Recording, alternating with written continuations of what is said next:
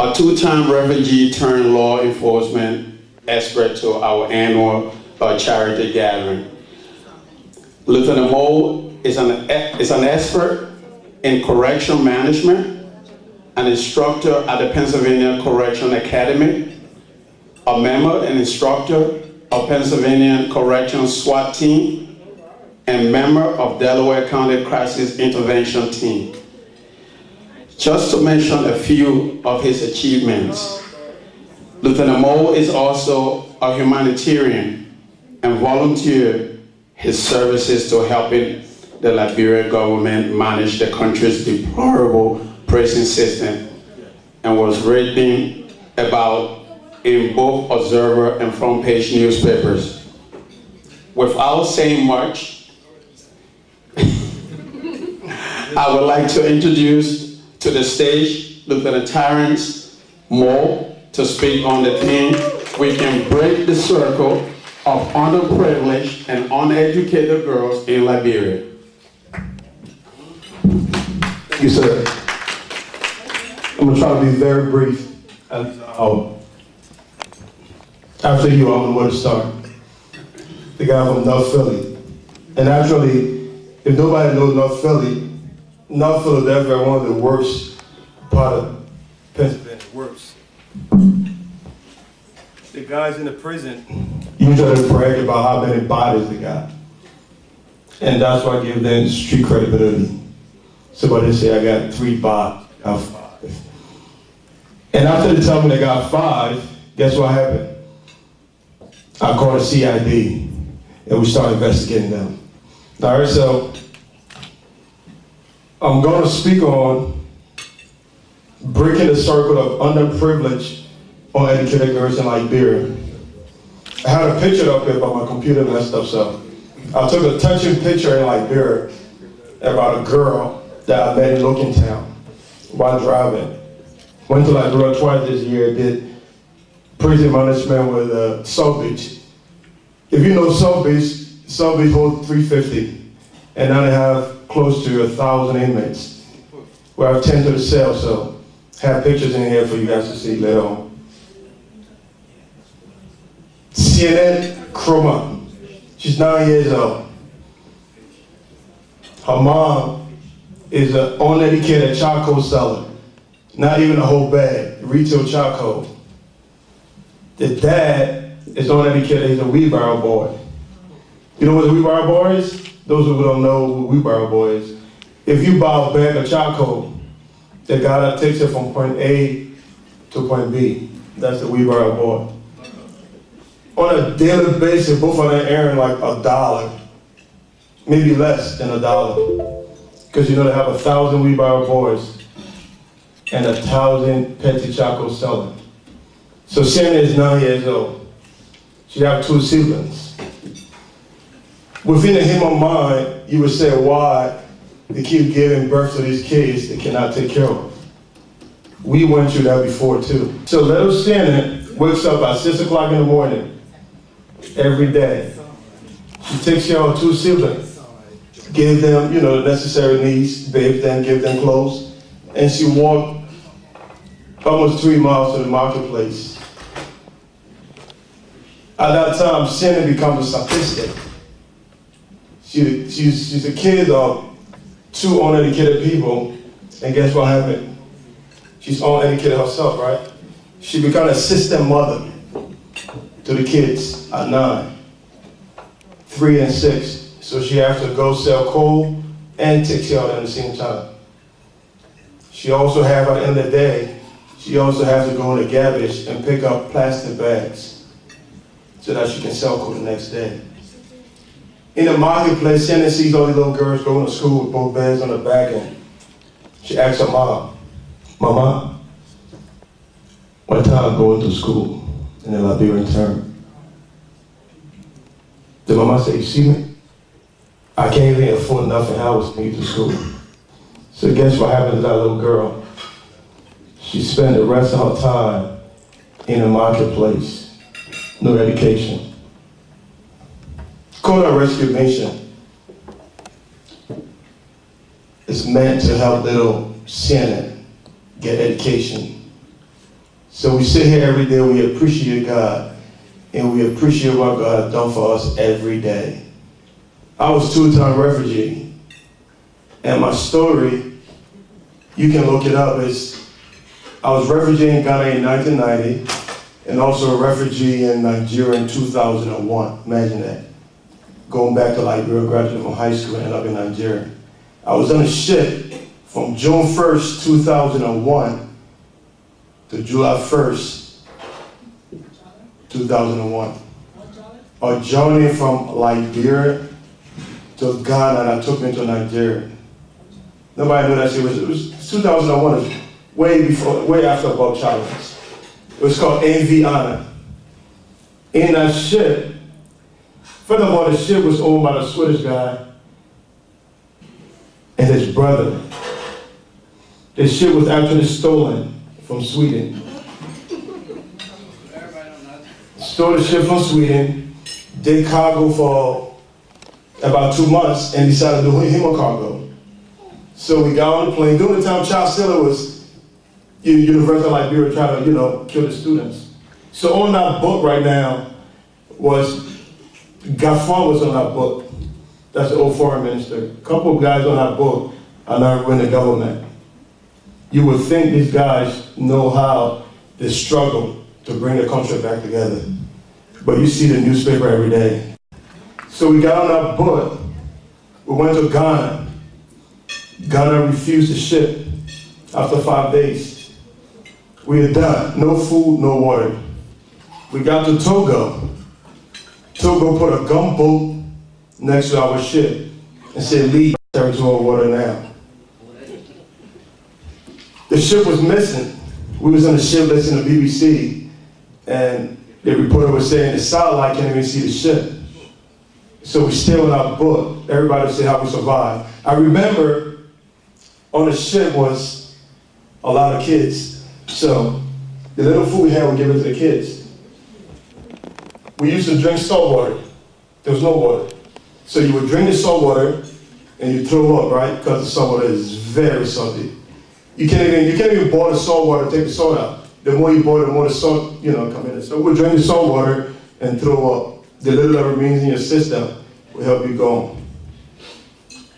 I sat on that ship for 30 days. Finally, Nigeria said, you know what? We'll take the refugee. That's how I ended up in Nigeria. When we ended up in Nigeria, we said, maybe we should be in Lagos. It's nice. They took us to the bush part of Nigeria. Uru Ijebu, that's the name of the village. I couldn't believe it. So I'm there on the boat, and I'm thinking, no family, no phone call. You have to go through 3 towns before you get to a phone. Lost my family, never heard from my mom, my dad, nobody else. So I got help through humanitarian gesture. At that time, there were a lot of Sierra Leoneans on the camp, so I remember standing in line for food. So, we've been through a lot as Liberians. Let's help. We tell God, God help me. If I survive, I'm going to do something for somebody.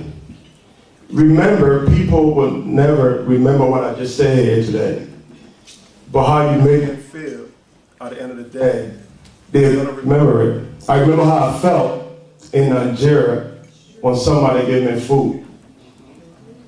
That's why today, as Liberians, we have to try and help educate those girls in Liberia. A bone to a dog is not a charity. Charity is the bone that is shared with the dog when you're just as hungry as the dog. So you don't have to be rich to give. You don't have to. I haven't seen on this earth somebody got pulled from giving.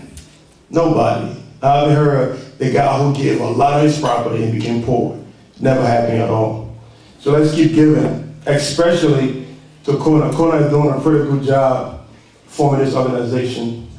I see the guys on it, Snapchats and everything, guys popping bottles and everything. Imagine the bottle in the club costs $150. Even more, $280. That bottle you just open in the club will put a whole little sin in. to school, maybe all the way to 6th grade. Because right now they're also the Liberian education system, so $20, $22 a semester can take little CN into school. Remember to infuse in your life action. Don't wait for it to happen. Make it happen. Make your own future. Make your own hope. Make your own love. And whatever your beliefs are, honor God. Whatever God you worship. Not passively waiting for grace to happen. You have to go seek that grace. And if that grace do happen, continue to extend that grace to other people.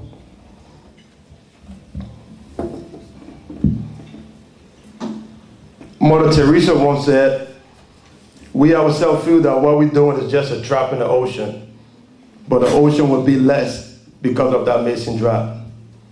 So whatever we donate to Kona Rescue Mission, money, food, clothing, will help these kids like little Sienna. I remember working in the prison right now, the guys coming into jail, you know, from North Philly, everybody wears Timberland boots. So I'm the supervisor of the intake unit, guys coming in. And we keep these guys' boots for 10 days. It's brand new, $120, $150 Timberland boots. And one time I had close to 250 Timberland boots. And I was supposed to put in the garbage. And I thought about it, I said, wow. Do you know how many feet these boots can go in Liberia? And the guys in the prison were just live. You're always talking about Liberia. So I reached out to Kona and her husband. I said, man, you gotta come for these boots. You gotta get it off my hand.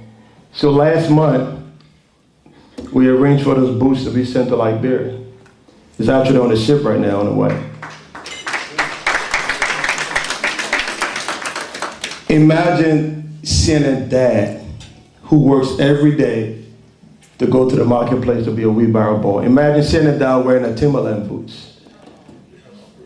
So guess what? He wears the Timberland boots. He does more trips down the road. He comes home with $2 instead of $1 because his feet is good. And that $2 becomes $4. And guess what? He's educating little Sienna. So whatever you have, money, clothes, shoes, socks, anything. Give everything to Kona Rescue Mission. We'll find a way to take it back to Liberia. Don't feel nothing is too small. Continue to extend this grace by helping to impact the lives of poor kids, like Shannon I mentioned in my story. Helping will make you successful. Trust me, we all been through stuff, and some of the stuff is just unimaginary. Especially people giving to us when we was young. So if you wait until you can do everything for everybody, instead of something for somebody, you will end up not doing anything for nobody. Remember that. You're never too poor to give. Your $1, your $2, your $3, your $20 will help Liberia become better. Another thing, if you see news coming from Liberia, like for example, I watch Snapchats and Facebook Live and everything. People only show the good things in Liberia. They show the good things. Everybody, I want to go for vacation Liberia. I want to go see Liberia. The guys that enjoy Monday to Friday, they go to the club. But guess what? If you go to Liberia, you go to the club on Thursday, on Friday, Saturday, and Sunday, you see the same faces. Never change. The same people. When you move to Freeport, and make a right, go into Bourgeois, New Georgia Estate and everything, you'll see Liberia, how Liberia look like.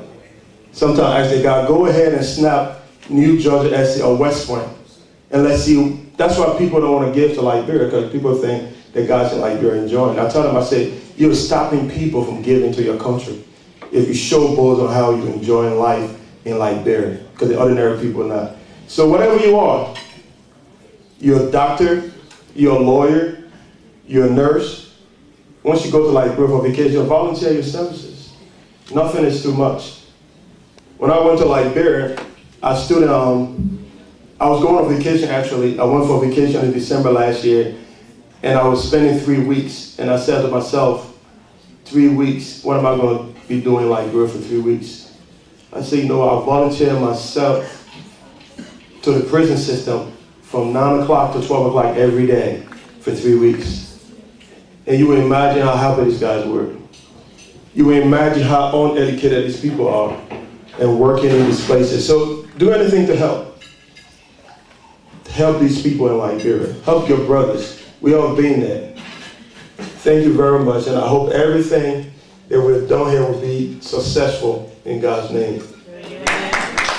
Thank you.